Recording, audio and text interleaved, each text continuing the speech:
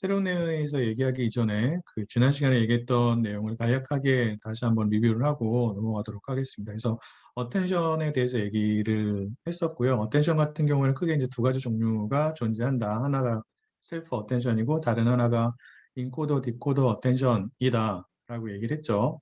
그 얘기는 무엇이냐면 보통 어텐션 같은 경우에는 인코더, 디코더 모형에서 사용이 됩니다. 셀프 어텐션을 기준으로 그 어텐션이 어떻게 작동을 하는지에 대해서 다시 한번 설명을 하면 일단 그 셀프 어텐션 같은 경우에는 입력된 시퀀스 데이터, 입력된 어떤 텍스트 데이터를 구성하고 있는 여러 개의 단어들이 있을 거잖아요. 그 단어들에 대한 벡터가 돼야 되는 거죠. 임베딩 벡터를 먼저 생성을 합니다. 특정한 차원의 임베딩 벡터를 생성을 한 다음에 걔를 가지고 어텐션 작업을 혹은 어텐션 결과물을 직접적으로 계산을 하는 게 아니라 1차적으로 여러 개의 서로 다른 가중치 행렬을 이용을 해가지고 세 가지 종류의 벡터를 생성을 한다라고 얘기를 했죠. 걔네들이 무엇이 되냐면 쿼리랑 키랑 밸류 벡터가 됩니다. 그래서 각각의 단어들의 쿼리 벡터랑 그 다음에 다른 단어들의 키 벡터하고의 내적 연산을 통해서 우리가 단어들 간의 유사도를 계산을 하게 되는데 그렇게 내적 연산을 통해서 나오는 결과를 무엇이라고 한다고 얘기를 했냐면 어텐션 스코어라고 한다라고 얘기를 했어요. 그래서 어텐션 스코어는 단어들 간의 관련이 있는 정도 혹은 유사한 정도를 나타낸다라고 얘기를 했고요.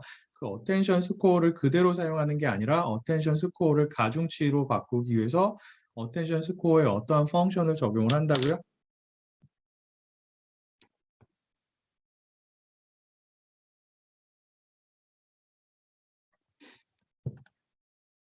네, 소프트맥스 펑션을 적용을 하게 되죠. 그럼 가중치가 0하고 1 사이의 값으로 변환이 되고 가중치들을 다 더했을 때는 1의 값이 됩니다.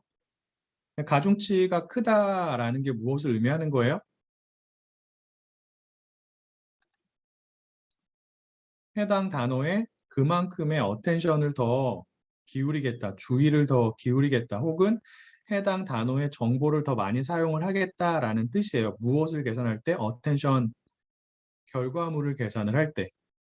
그래서 내적 연산을 통해 가지고 나온 어텐션 스코어에 소프트맥스 펑션을 적용해서 가중치를 구한 다음에 걔를 각각의 단어들의 어떠한 벡터와 곱하게 되냐면 밸류 벡터랑 곱하게 되고 그렇게 나온 결과물들을 같은 자리에 있는 원소끼리 더하면 그것이 무엇이 되는 거예요? 특정한 하나의 단어에 대한 어텐션 레이어의 최종적인 결과물이 되는 거예요. 그리고 그러한 과정을 우리가 수식으로 이렇게 표현할 수 있다라고 얘기를 했죠.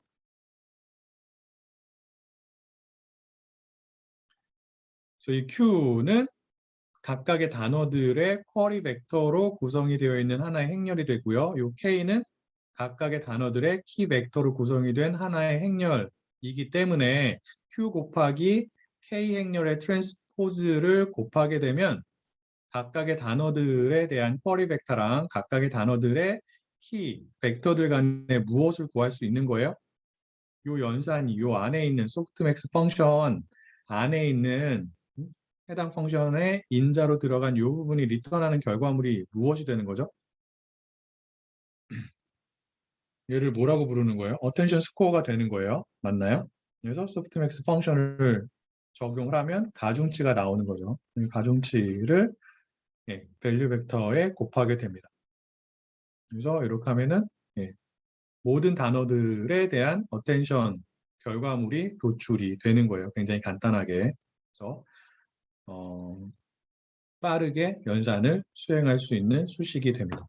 여기까지가 이제 지난 시간에 저희가 얘기를 했던 주요한 내용이 되는 거고요. 이러한 어텐션을 기반으로 한 인코더, 디코더 모형이 무엇이라고요?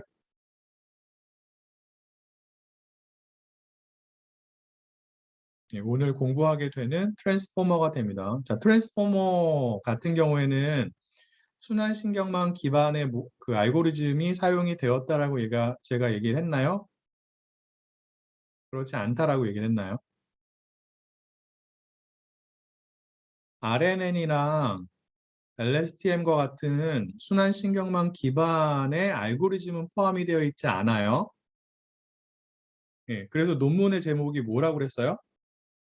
Attention is all you need라고 했어요. 얘는 attention만 사용을 해가지고 구현이 된 인코더, 디코더 모형이 됩니다. 그래서 전체적인 구조는 이렇게 생겼고요. 그래서 이쪽을 보면 예, 인코더 부분이 되는 거고, 그 인코더 부분 중에서 이 부분을 볼게요. 이 부분이 있죠. 이 부분. 회색으로 표현이 되어 있는 이 부분을 우리가 인코더 블락이라고 하고요.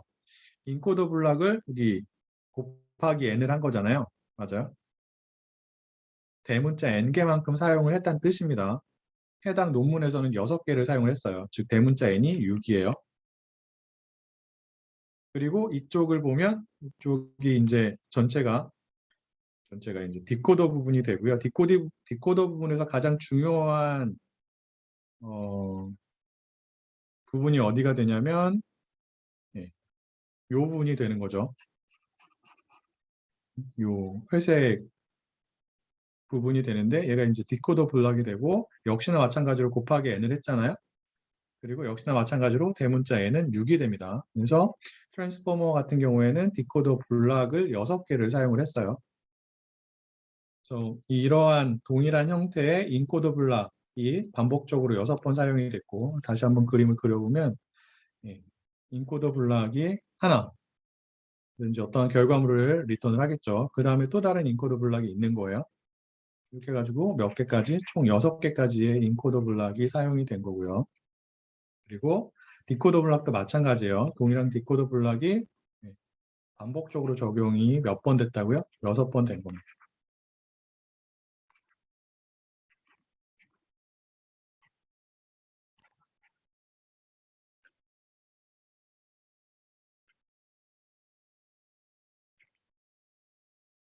이렇게 됩니다. 자, 그리고 여기서 이제 중요하게 기억을 해야 되는 게 무엇이냐면 자, 인코더 디코더 모형이잖아요. 맞아요? 다르게 얘기하면 얘는 시퀀스 투 시퀀스 모형이라고 생각할 수 있는 거예요. 자, 그럼 디코더 부분은 어떠한 역할을 합니까?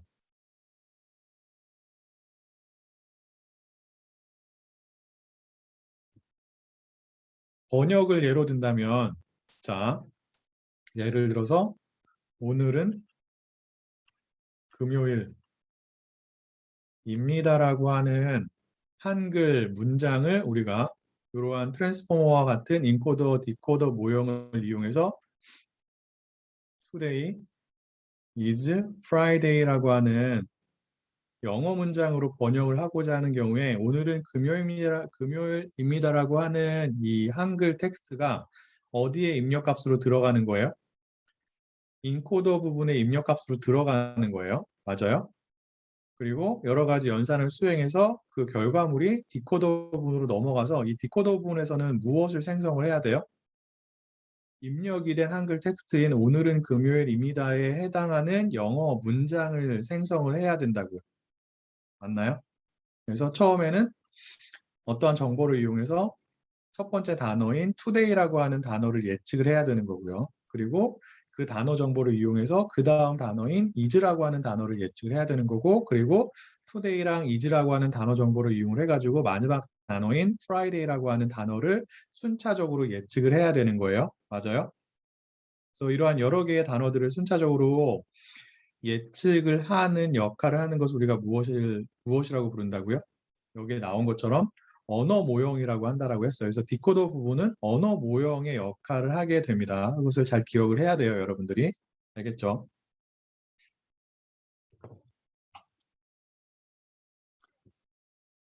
자, 그리고 인코더 블락과 디코더 블락.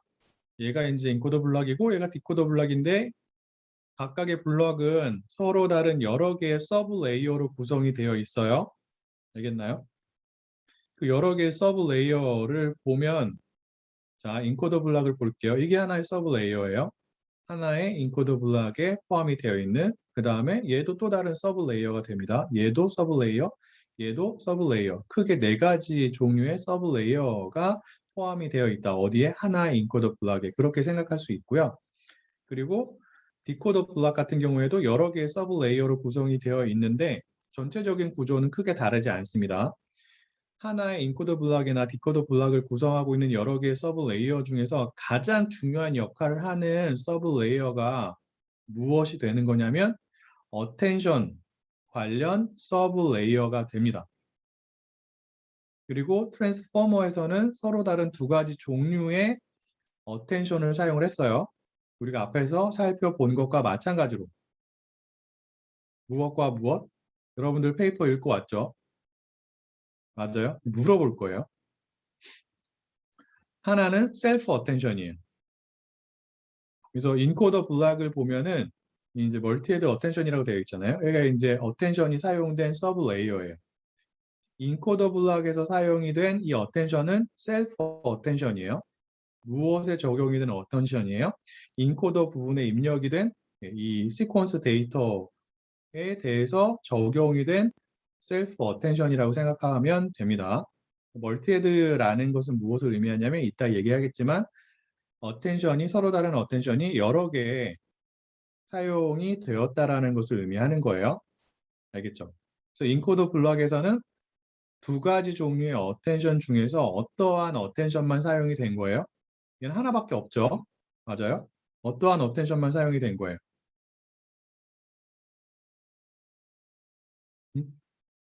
셀프 어텐션 아니면 인코더, 디코더 어텐션. 둘 중에 어떠한 종류의 어텐션만 사용이 되었다고요? 셀프 어텐션만 사용이 된 거예요. 알겠죠? 자, 그리고 디코더 블락을 볼게요. 여기에는 어텐션 관련된 레이어가 서브 레이어가 두 개가 있어요. 첫 번째로 나오는 얘 이름을 보면 마스크드 멀티헤드 어텐션이라고 되어 있고요. 그 다음에 위에는 그냥 멀티헤드 어텐션이라고 나와 있죠. 자, 이 밑에 있는 이 어텐션 같은 경우에는 역시나 마찬가지로 셀프 어텐션이에요. 그런데 이 위에 있는 얘는 셀프 어텐션이 아니라 인코더, 디코더 어텐션이에요. 알겠나요? 그래서 그림을 보면 알 수 있지만 화살표 이 두 개가 어느 쪽에서 이렇게 넘어와요? 이 화살표 두 개가 어디에서 리턴이 되는 혹은 전달이 되는 값을 표현하고 있을까요? 인코더 부분이죠. 그래서 인코더 부분에서 넘어오는 값의 일부를 사용을 해가지고 작동을 하는 어텐션이기 때문에 얘는 인코더, 디코더 어텐션이에요. 알겠죠?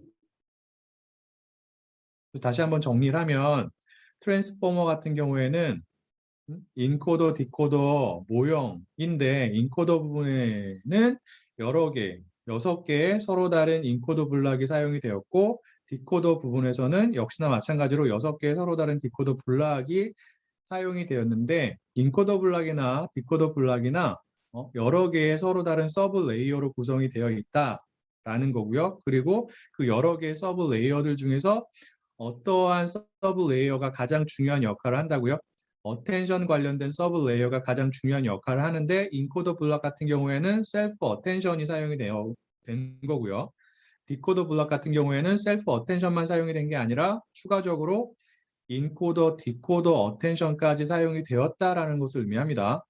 알겠나요? 그게 이제 여러분들이 트랜스포머 모형 관련해서 알고리즘 관련해서 가장 중요하게 기억을 하고 있어야 되는 부분이에요.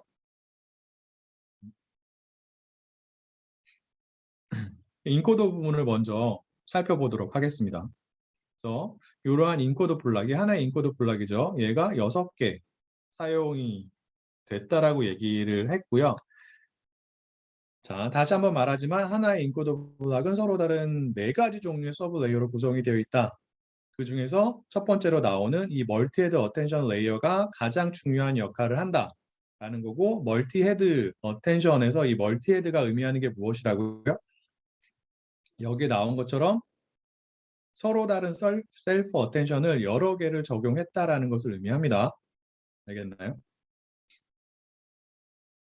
그래서 멀티헤드 어텐션을 일단 먼저 살펴보도록 하겠습니다. 그래서 멀티헤드 어텐션 같은 경우에는 해당 논문에 나와 있는 그림을 사용해서 표현해 보면은 이렇게 나와 있어요.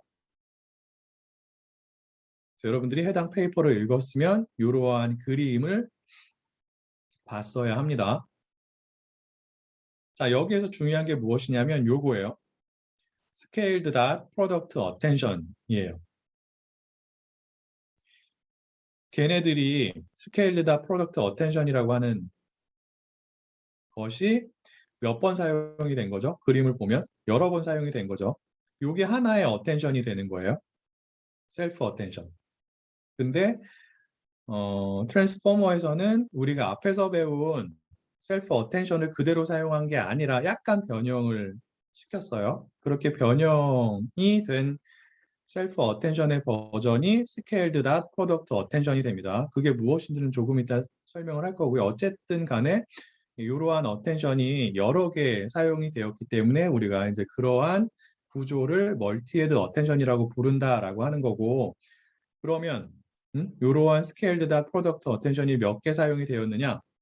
몇 개 사용이 된 거예요? 여기 보면은 H개 사용이 된 거죠. 해당 논문에서 H의 값으로 사용한 숫자가 얼마예요? 여기 나와 있는 것처럼 8이에요. 8개의 서로 다른 셀프 어텐션, 다르게 표현하면 스케일드 닷 프로덕트 어텐션을 사용을 한 겁니다. 자, 그럼 하나의 스케일드 닷 프로덕트 어텐션은 어떻게 구성이 되어 있느냐? 오른쪽에 그림이 보여주고 있는 거죠. 자, 여러분들이 이미 공부한 것처럼 각각의 단어들의 쿼리 벡터를 저장하고 있는 쿼리 행렬, Q라고 하는 행렬하고 그 다음에 각각의 단어들의 키 벡터 정보를 저장하고 있는 행렬인 K 행렬 간에 곱하기를 하죠. 그냥 곱하기를 하는 게 아니라 K의 트랜스포즈를 해서 곱하기를 하는 겁니다. 정확하게 표현을 하면. 맞아요. 그리고 거기에 앞에서 우리가 배운 바에 따르면 바로 소프트맥스 펑션을 적용을 하잖아요. 그래서 가중치를 구하죠. 그런데 여기에는 중간에 일단 이 마스크 부분은 그 인코더 부분에서 사용되지 않았어요. 요거는 그 디코더 블락에서 사용이 된 마스크트 멀티헤드 어텐션에서 사용이 된 겁니다. 그래서 이제 옵셔널이라는 표현이 들어가 있는 거예요. 다시 한번 얘기하지만 이 부분은 인코더 블락에서 사용이 된 멀티헤드 어텐션에서는 사용된 게 아닙니다. 자, 그 Q라고 하는 행렬이랑 K라고 하는 행렬의 트랜스포즈랑 곱하기를 하고 그 다음에 소프트맥스 펑션을 바로 적용을 한 게 아니라 그 전에 어떠한 연산을 했냐면 스케일이라고 하는 연산을 한 거예요. 그리고 그 다음에 소프트맥스를 적용해서 가중치를 구하고 가중치랑 밸류 벡터들로 구성이 되어 있는 B라고 하는 행렬이랑 곱해서 최종적인 결과가 나오는 거죠. 그래서 우리가 앞에서 배운 셀프 어텐션이랑 어떠한 부분에 있어서만 차이가 있는 거예요? 이 스케일이라고 하는 부분에 있어서만 차이가 있는 거예요. 이 스케일이 무엇을 의미하냐면 이렇게 스케일링을 해준 거죠. 특정한 숫자를 곱한 거라고요. 그래서 걔를 보면은 이런 식으로 되어 있어요. 자, 우리가 앞에서 배운 셀프 어텐션 같은 경우에는 이렇게 표현이 됐었죠. 소프트맥스하고 Q 곱하기 K의 트랜스포즈 곱하기 V였어요. 근데 뭐가 달라졌어요? 얘를 보면 얘가 뭐냐면 scaled dot product attention이에요. 어떠한 부분이 새롭게 추가가 됐어요? 소프트맥스 펑션의 인자로 들어가는 부분이 조금 달라졌죠. 뭐예요? Q하고 K 트랜스포즈를 곱하기를 한 다음에 무엇으로 나눴어요? 특정한 숫자로 나눴다고요. 걔가 뭐예요? 루트 DK예요. 그래서 DK는 무엇을 의미하냐면 키 벡터의 차원이에요. 해당 논문에서는 DK의 값은 64가 됩니다.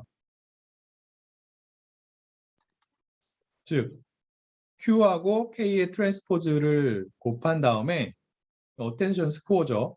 걔를 그대로 쓴 게 아니라 몇으로 나눈 거라고요? 루트 D. 루트 64 얼마예요? 8이죠. 8로 나눈 거예요. 그래서 특정한 숫자를 곱한 거잖아요. 그렇죠? 8분의 1을 곱했다고 생각할 수 있잖아요. 즉 스케일링을 한 거죠. 그렇기 때문에 얘의 이름이 뭐예요? 스케일드 닷 프로덕트예요.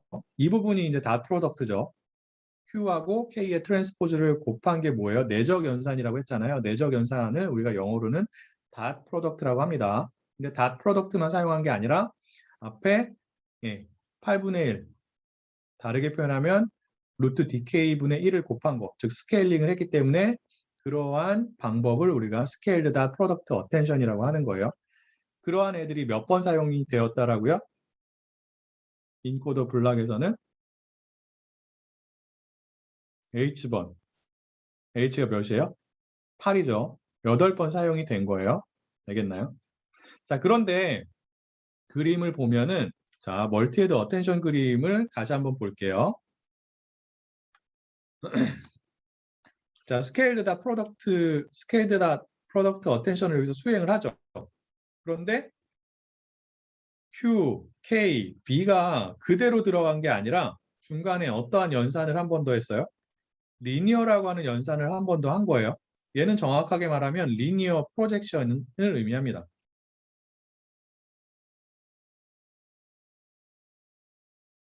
리니어 프로젝션은 별게 아니라 특정한 형태의 가중치 행렬을 한 번 더 곱했다라는 것을 의미하는 거예요.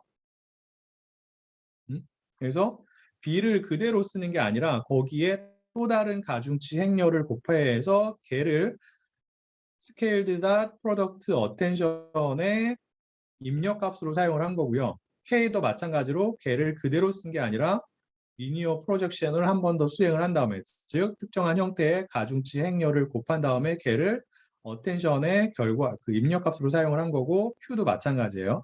그래서 최종적으로 멀티헤드 어텐션이 어떠한 수식을 통해서 표현이 되냐면 이렇게 표현이 되죠. 그래서 각각의 단어들의 쿼리, 키, 밸류, 벡터를 저장하고 있는 Q, K, V라고 하는 행렬을 입력값으로 사용을 해가지고 우리가 여러 개의 어텐션, 여기는 이제 헤드라고 표현이 되었어요. 헤드 하나가 하나의 어텐션, 셀프 어텐션을 의미합니다. 그래서 H개가 사용이 된 거고 해당 논문에서는 H가 8이라고 얘기를 했습니다.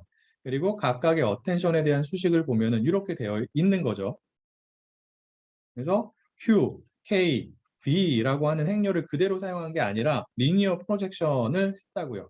리니어 프로젝션을 했다는 게 무엇을 의미하는 거예요? 또 다른 가중치 행렬을 이렇게 곱했다라는 것을 의미하는 거예요. 얘네들을 가지고 이 공식을 사용해서 셀프 어텐션, 다르게 표현하면 스케일드 다 프로덕트 어텐션의 결과물을 계산을 하게 되는 거죠. 그래서 보면은 이 리니어 프로젝션에 사용이 된 WI 위점자 Q 혹은 WI 위점자 K, WI 위점자 V라고 하는 가중치 행렬들 있잖아요. 얘네들의 형태가 어떻게 되냐면 원래 QKV라고 하는 이러한 행렬들에 저장이 되어 있는 쿼리 키 밸류 벡터들의 차원이 512차원이에요. 근데 얘를 어떠한 형태로 변환을 하게 되냐면 DK나 혹은 DV의 차원으로 변환이 되게 되는데 얘네들의 값이 모두 다 얼마가 되냐면 64가 됩니다. 그래서 이러한 가중치 행렬을 곱해가지고 512차원의 벡터가 몇 차원 벡터로 변형이 되어야 하는 거예요? 64차원 벡터로 변형이 되어야 하는 거예요. 그럼 이러한 각각의 가중치 행렬의 크기는 어떻게 되는 거예요? 몇 곱하기 몇 행렬이 돼요? 음?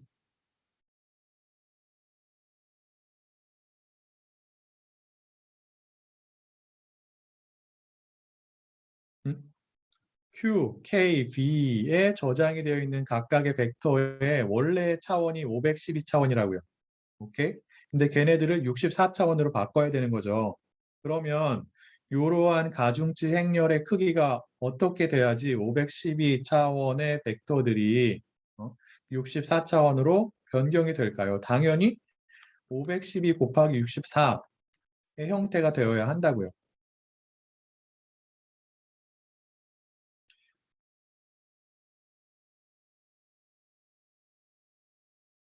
그래서 최종적으로 그 계산을 하게 되면 하나의 어텐션을 통해서 나오는 각각의 단어에 대한 결과물은 몇 차원이 되냐면 여러분들이 계산을 해보면 되겠지만 몇 차원이 되겠어요? 64차원이 된다고요. 왜? 여기서 64차원으로 다 바꿨기 때문에 그래요. 자, 그런데 그러한 결과물이 몇 개가 나오는 거예요? 우리가 셀프 어텐션을 한 번만 사용한 게 아니라 8번, H번 사용했다라고 얘기를 했죠. 각각의 셀프 어텐션에서 각각의 단어에 대한 결과물이 64 차원의 벡터 형태로 도출이 되게 되고요. 그리고 멀티헤드 어텐션에 대한 수식을 보면은 여기 이제 콘캣이 되어 있죠. 음? 각각의 셀프 어텐션에서 리턴이 되는 64차원의 벡터를 다 이어붙이기를 했다고요.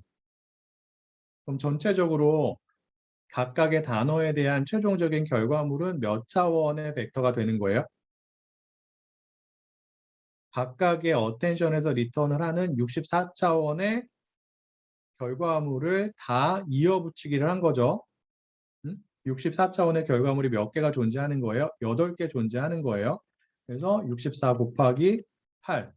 그래서 다시 결과적으로 510이라고 하는 최종적인 결과물이 각각의 단어에 대해서 리턴이 됩니다. 무엇을 통해 가지고요? 멀티헤드 어텐션 레이어를 통해서요. 그래서 그림을 그려보면 하나의 인코더 블락에 가장 먼저 멀티헤드 어텐션이 있잖아요. 여기에 단어 1이 들어가고 뭐 단어 2가 들어가고 하겠죠, 쭉. 그럼 얘가 들어가서 몇 차원에 해당하는 벡터가 최종적인 결과물로 리턴이 된다고요? 트랜스포머 같은 경우에는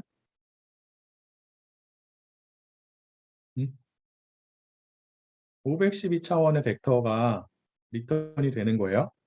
또 얘에 대해서도 멀티헤드 어텐션이 적용이 돼서 역시나 마찬가지로 또 다른 512차원의 벡터가 리턴이 되겠죠. 그래서 멀티헤드 어텐션 레이어를 통과를 하게 되면 각각의 단어에 대해서 512차원의 벡터가 결과물로 나온다라고 하는 것을 여러분들이 기억하고 있어야 됩니다.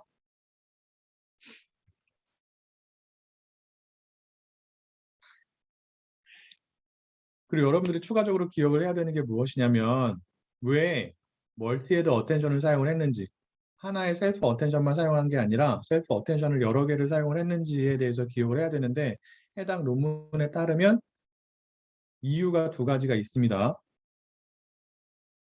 입력이 된 시퀀스 데이터에 존재하는 다른 단어들 중에서 어떠한 단어가 관련이 더 많이 있는지 혹은 관련이 적게 있는지를 여러 개의 셀프 어텐션을 사용함으로써 더 잘 파악할 수 있다라는 게 첫 번째 이유가 되고요.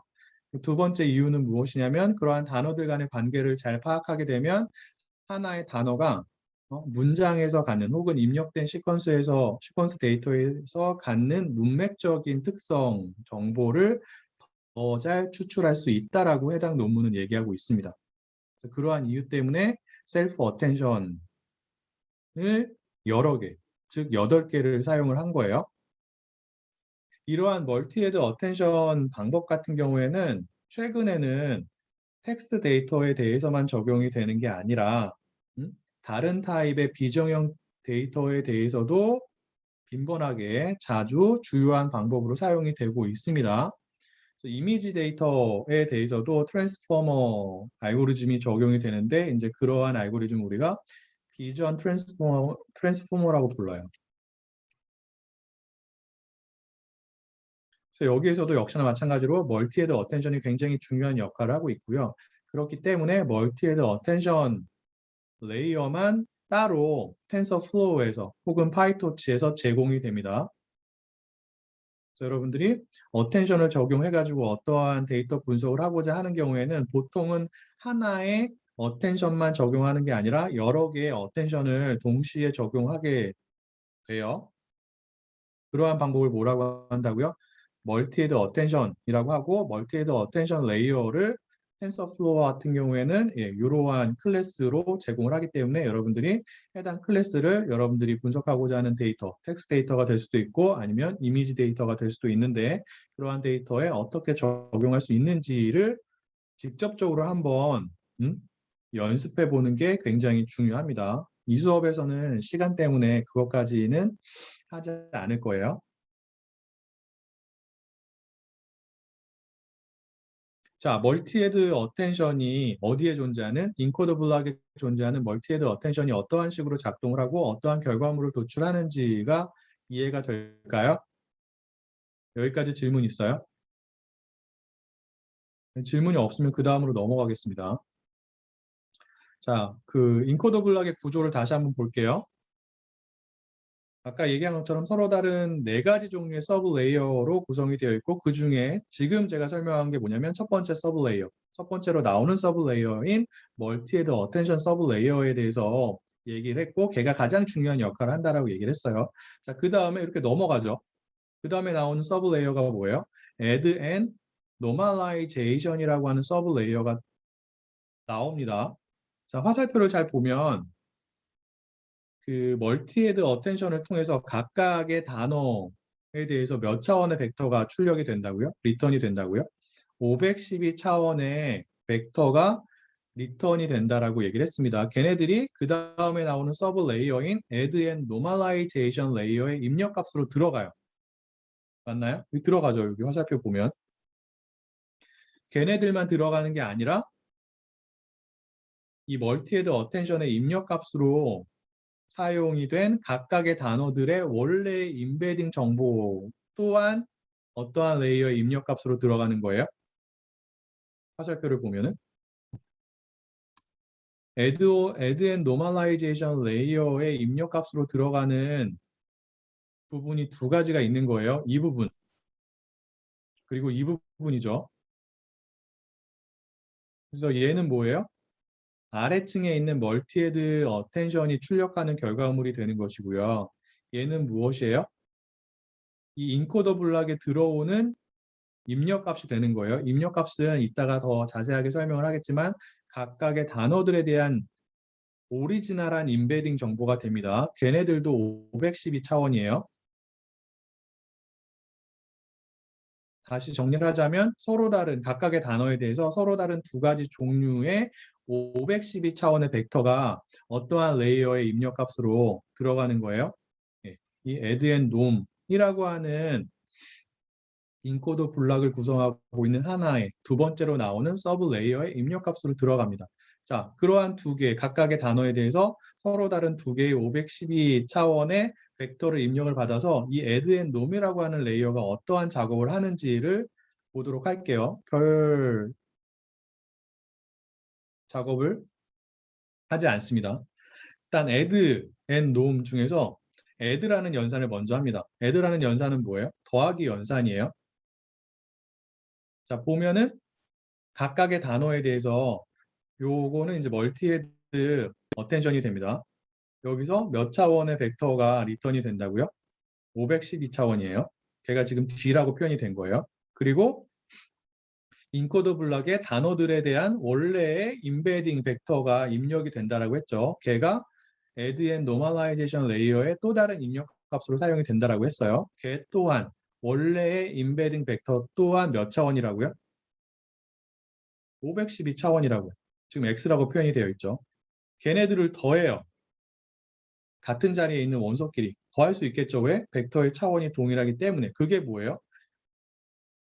더하기 연산이에요. add and nom 중에서 add 부분이 계산이 된 거예요. 그렇게 더하기 작업을 통해서 각각의 단어에 대해서 이번에는 하나의 512차원의 벡터만 존재하겠죠. 더하기를 했기 때문에. 맞아요? 거기에 레이어 노멀라이제이션. 여기서 사용하는 노멀라이제이션은 레이어 노멀라이제이션이에요. 저희가 그 피드 포워드 뉴럴 네트워크 기본적인 신경망에 대해서 공부를 할 때 신경망에서 발생할 수 있는 과적한 문제를 해결하기 위해서 서로 다른 두 가지 종류의 노멀라이제이션 방법을 쓸 수 있다라고 얘기를 했었죠. 어떠한 노멀라이제이션과 어떠한 노멀라이제이션이 있었어요? 기억이 날까요?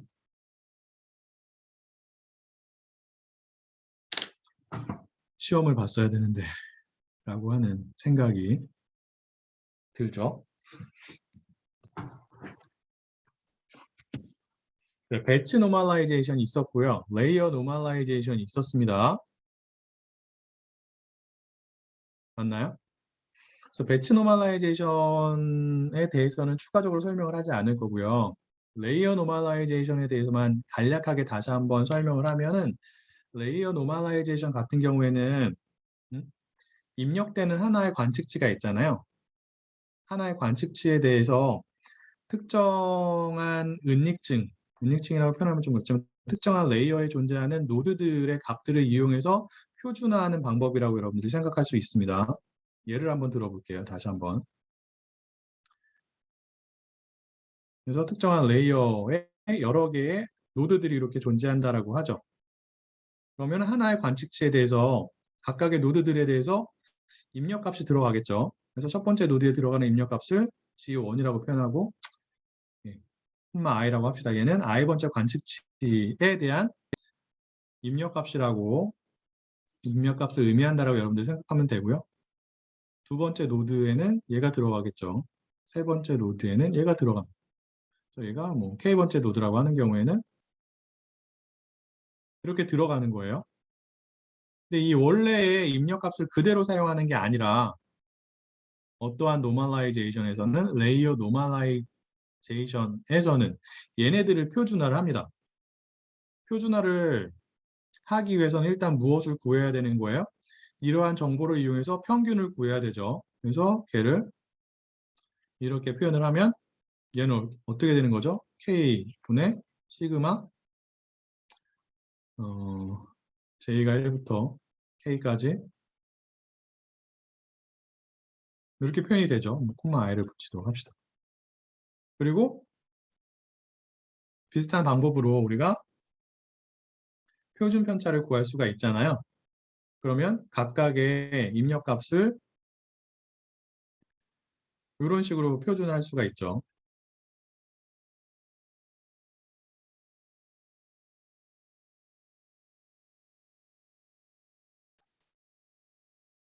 이렇게 X라고 표현할까요? 얘가 이제 표준화가 된 값이에요.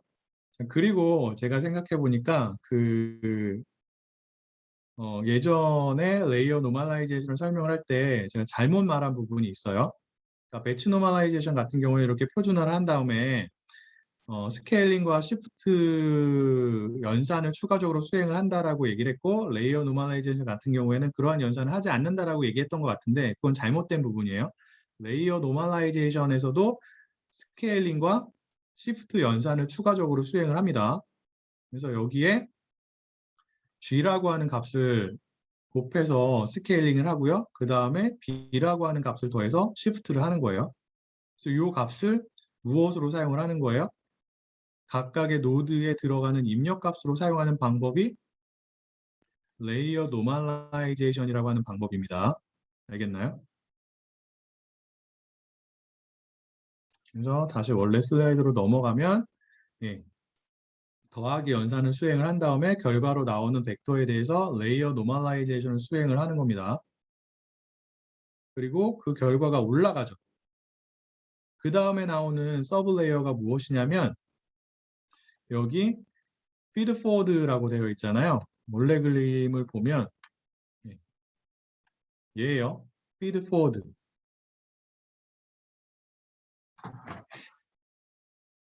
그래서 각각의 그 단어에 대해서 역시나 마찬가지로 512차원의 벡터가 요 add and nom이라고 하는 레이어를 통해서 이렇게 출력이 됩니다. 각각의 단어에 대해서 걔가 feed forward라고 하는 또 다른 서브 레이어에 들어가는데 여기에서 사용이 되는 feed forward는 정확하게 말하면 어떠한 feed forward가 되냐면 여기 나와 있는 것처럼 position wise feed forward가 돼요. position wise가 뭐냐면 포지션별로 서로 다른 피드 포워드 레이어가 적용이 되었다라는 것을 의미합니다. 여기서 말하는 포지션이 무엇을 의미하냐? 각각의 토큰, 각각의 단어를 의미하는 거예요. 다르게 표현하면 인코더분의 입력이 된 서로 다른 단어에 서로 다른 피드 포워드 레이어가 적용이 되었다라는 것을 의미합니다. 여기서는 피드 포워드 레이어는 다르게 표현하면 여기 나온 것처럼 fully connected layer 혹은 dense layer라고 생각할 수 있는 거죠. 그래서 fully connected layer를 한 개만 사용한 게 아니라 두 개를 사용한 그 방법을 여기서는 이용을 했는데 각각의 단어에 대해서 서로 다른 fully connected 레이어를 두 개를 사용합니다. 순차적으로. 보면은 자, 요 add and nom에서 각각의 단어에 대해서 512개의 원소를 갖는 벡터가 각각의 단어에 대해서 이렇게 올라올 거잖아요. 맞나요? 여기에 서로 다른 fully connected 레이어를 사용을 한 거예요. 그래서 첫 번째 fully connected 레이어가 이렇게 나오고요. 그리고 두 번째 fully connected 레이어가 이렇게 나옵니다. 첫 번째 fully connected 레이어 같은 경우에는 특정한 활성화 함수를 사용했어요. 어떤 활성화 함수를 사용했냐면 rel로라고 하는 활성화 함수를 사용을 했습니다. 그리고 두 번째 fully connected에 있는 노드들에는 활성화 함수가 없어요. 그래서 그러한 서로 다른 두 개의 fully connected 레이어가 각각의 단어에 적용이 되는 연산을 하나의 수식으로 표현해 보면 이렇게 돼요.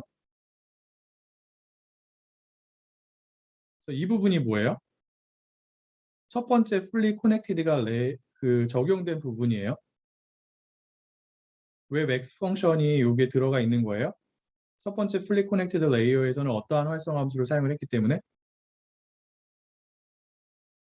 rel로라고 하는 활성화 함수를 사용을 했기 때문에 그렇습니다. 맞아요. 그리고 요 W1이라고 하는 가중치 행렬은 첫 번째 fully connected 레이어하고 입력이 된 값들을 나타내는 노드들 사이에 존재하는 가중치에 대한 행렬이 되는 거고요. 그리고 이 W2라고 하는 건 뭐예요? 첫 번째 fully connected 레이어하고 두 번째 fully connected 레이어 사이에 존재하는 가중치들에 대한 행렬이 되는 겁니다. 다시 한번 얘기하면 트랜스포머에서 사용이 된 인코더 블럭을 구성하고 있는 피드포워드 레이어는 일반적인 피드포워드 레이어가 아니라 포지션 와이즈 피드포워드 레이어가 된다. 즉 각각의 단어에 대해서 서로 다른 피드포워드 레이어가 사용이 되었는데 구체적으로 살펴보면 서로 다른 fully connected 레이어 두 개가 적용이 된 거고 첫 번째 fully connected 레이어 같은 경우에는 rel로라고 하는 활성화 함수를 갖고 있는 거고 두 번째 fully connected 레이어는 아무런 활성화 함수도 갖고 있지 않다라는 거예요. 그 결과가 그 다음 층으로 넘어가죠. 네. 그래서 feedforward 레이어가 전달을 하는 값에 대해서 다시 한번 add and nom이라고 하는 서브 레이어가 적용이 됩니다. 여기서 수행이 되는 연산은 여기에서 제가 설명한 연산과 동일한 연산이에요. 반복적으로 얘기하지 않도록 하겠습니다.